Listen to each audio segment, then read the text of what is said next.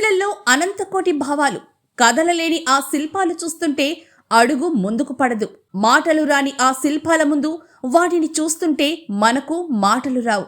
శృంగారం, వీరత్వం, రౌద్రం, శాంతం, వయ్యారం ఇలా 64 కళలు ఆ శిల్పాల్లో చెక్కారు. ఒక్క రకంగా అవి సజీవ శిల్పాలు. ఇలాంటి అద్భుత శిల్ప మండపమే ఇది. ఈ మండపం చూసేందుకు విదేశీ పర్యాటకులు ప్రత్యేకంగా కాంచీపురం వస్తారు.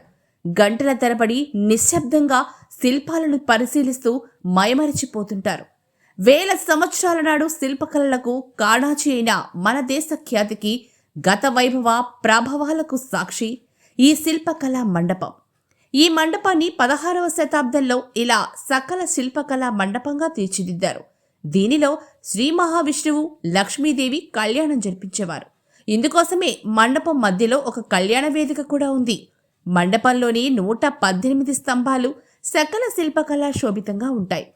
ఈ శిల్పకళా మండపం ఇలా చెక్కేందుకు ఎన్ని సంవత్సరాలు, ఎంతమంది శిల్పులు శ్రమించారో కానీ ఇంకొన్ని వేల సంవత్సరాలు ఆ మహనీయుల కళ మనకు కనువిందు చేస్తోంది.